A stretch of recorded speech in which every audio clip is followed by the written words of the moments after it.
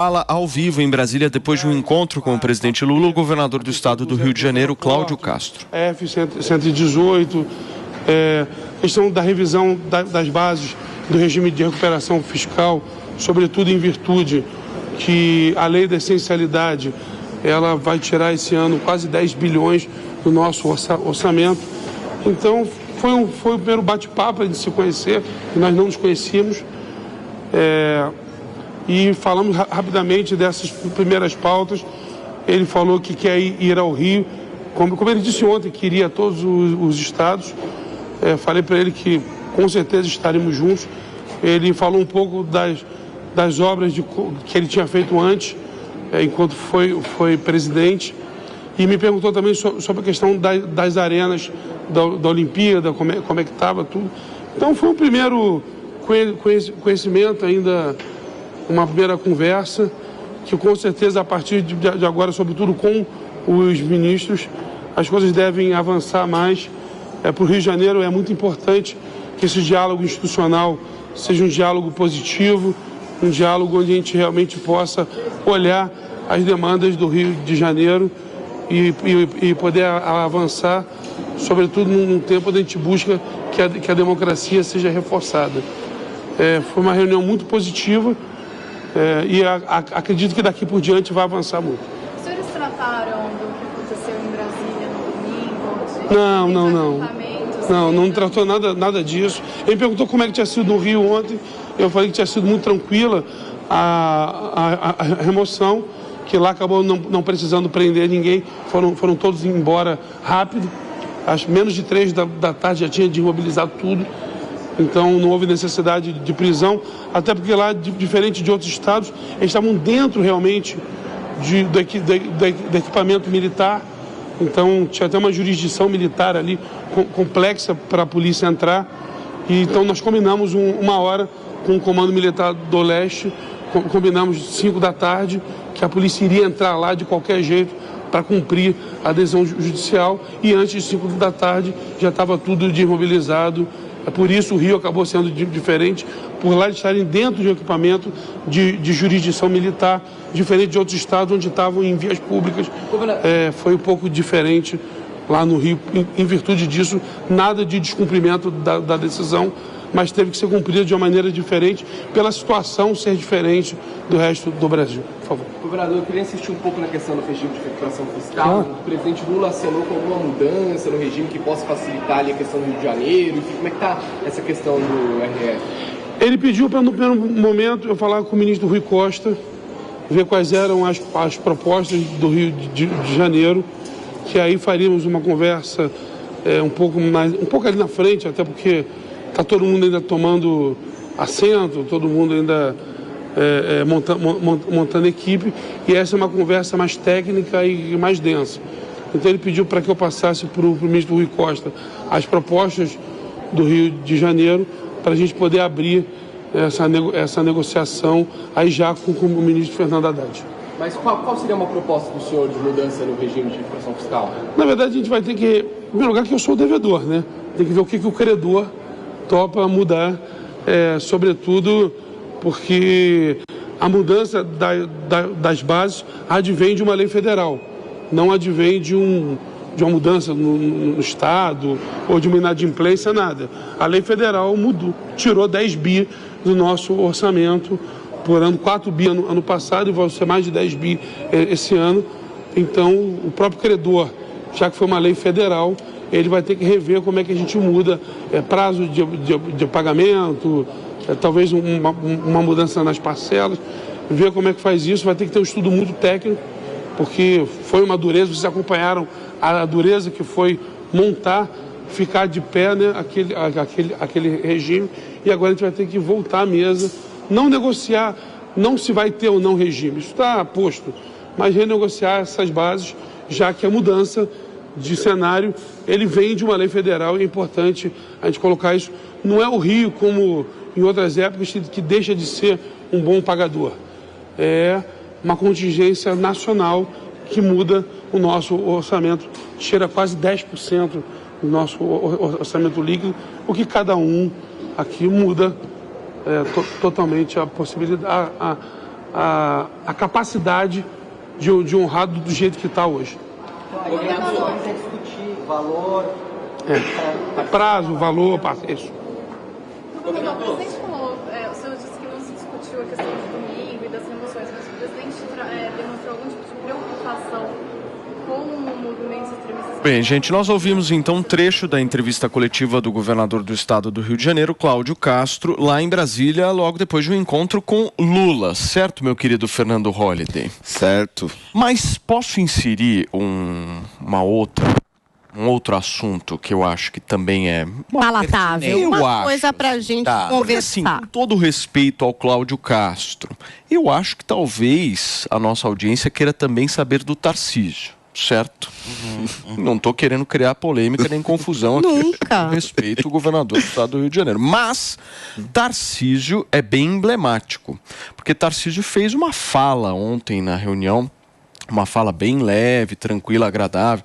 Disse que não iria na reunião, e aí mudou de ideia, foi lá, apareceu. Romeu Zema, um outro cara também, acho que com o mesmo perfil, né, semelhante ao Tarcísio Holliday, apoiador do presidente Jair Bolsonaro, foi lá, mudou de ideia, foi na reunião. Como é que você viu esses movimentos desses governadores específicos? Paulo, eu acho que fala do Cláudio Castro também. Pra não ficar, né, desagradável. Eu acho que tem dois pontos aí para contextualizar antes que é importante. Primeiro, a oposição, até aqui, ela estava tendo um foco tão radicalizado que ela acabou perdendo força. A probabilidade de haver uma intervenção militar, um golpe, ou o que quer que seja, era nula, era um absurdo, era um devaneio, um sonho de uma noite de verão. E enquanto essa oposição radicalizada ficou nesse discurso, nós nos desarticulamos onde realmente deveríamos estar atuando. Quer dizer, deveríamos estar articulando lá na presidência da Câmara, pressionando para que a oposição tenha espaços importantes, articulando na presidência do Senado, que é importantíssima, inclusive tem a chance do Pacheco perder a reeleição da presidência do Senado se houver uma candidatura forte lá, e é onde se articula, por exemplo, impeachment de ministros do Supremo. Quer dizer, existem várias outras armas institucionais que a gente poderia estar se organizando enquanto movimentos de direita e que não foram utilizados. Posto isso, a partir do momento que você invade, quebra o Congresso, faz todos esses atos criminosos, você acaba forçando todas as instituições a se unirem em torno de uma única pauta, em torno da defesa da democracia. E, evidentemente, que os governadores, mesmo aqueles de direita, mesmo aqueles de oposição, também têm que se posicionar. E houve uma diferença nos posicionamentos de Zema e Tarcísio em relação aos outros governadores. Os outros fizeram um discurso mais na linha do Lula, ali temos que condenar todos, prender, etc.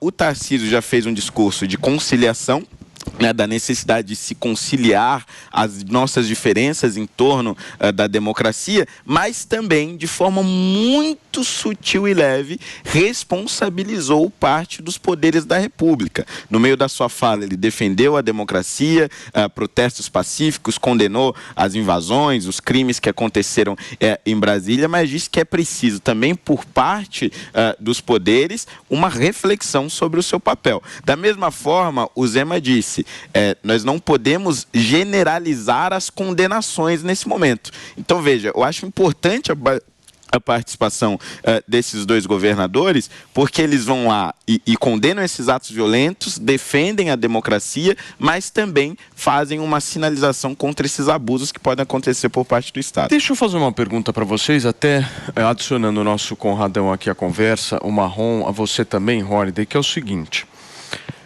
depois do domingo, muita coisa mudou.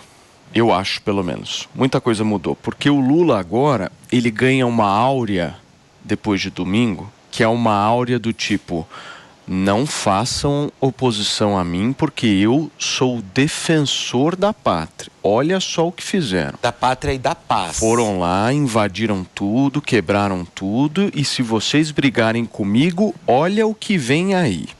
Esse é o discurso do Lula, tá visível isso. Tanto é que o sorriso dele andando do Supremo Tribunal Federal pro Palácio do Planalto é isso, tipo, entregaram de bandeja um discurso pronto para ele. A pergunta que eu quero fazer para vocês é o seguinte: como é que a oposição vai fazer oposição?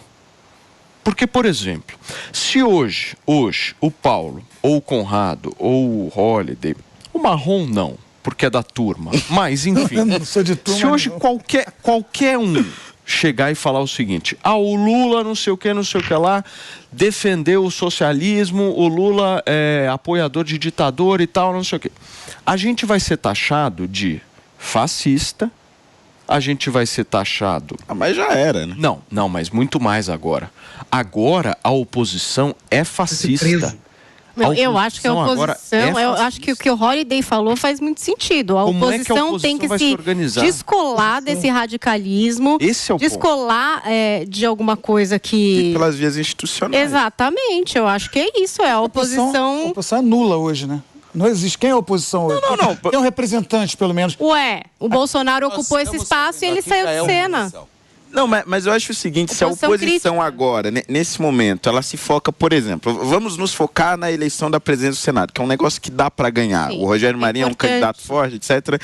Importante. Você ganha a presidência. Pô, que isso? Claro que ganha. Tô te falando. Pro mundo real. Tem um trânsito. Não, o Rogério Marinho tem um trânsito muito forte no Senado. Ou se a gente se articula, por exemplo, para conseguir a presidência da CCJ na Câmara dos Deputados. Esses são caminhos que agora, aparentemente, não dá para você enxergar o resultado lá na frente, mas tem resultados práticos. Quer dizer, a oposição vai começando a tomar postos de destaque e lá na frente vão conseguir barrar pautas do governo, colocar suas próprias pautas e assim por diante. E aí, Conradão, me explica. Meus amigos, eu já falei para vocês no início da minha fala hoje aqui no programa, né? A gente vai ter agora uma direita permitida, uma oposição permitida. Quem fala fora do quadradinho do que é permitido vai ser preso, Paulo. Não é que vai poder falar, vai ser taxado de fascismo, vai ser preso. Jovem Pan vai ser fechada, os outros jornais que tiver contra você, tudo fechado. É ponto. Ou a gente fala dentro do que pode, ou a gente fala, ou a gente vai ser tudo fechado. É o mundo real, essa é a nossa realidade. Meus amigos, até então a gente tinha uma defesa da lei baseado nas garantias individuais. A gente viu até mesmo o presidente Lula, que estava preso, foi solto por garantias legais. Agora a gente está no mundo da punição e essas mesmas pessoas que queriam as garantias agora querem a punição e a revanche. Meus amigos, olha só para a gente botar bem claro as coisas, não estou questionando nada. Todo mundo que fez algum um ato de vandalismo lá no Planalto tem que ser preso de maneira exemplar. Eu não questiono isso. Tá? É uma coisa óbvia para todo mundo. Eu já parto desse princípio. Mas olha uma coisa real. Quem cuida do Palácio do Planalto é o Ministério da Justiça. Ou é a Polícia Federal, ou as Forças Armadas ali também. Tá? É assim que funciona. Tem alguém que é responsável por aquilo ali. Se alguém entrou porque o Ministério da Justiça não foi competente em preservar o Palácio do Planalto, é ponto final. Outras coisas, a vovozinha não morreu lá. Ok, mas tem crianças presas. E crianças não podem ser presas pela nossa lei. Tem crianças presas. Tem um arrepio da lei. Tá? Uma outra ponto que a gente está vendo lá, tem 1000 pessoas lá e as punições têm que ser individualizadas. Não pode prender todo mundo, deixar todo mundo preso, até a gente ver o que está acontecendo. Com quem? Com substrato processual penal. Me perdoe interrompê-lo,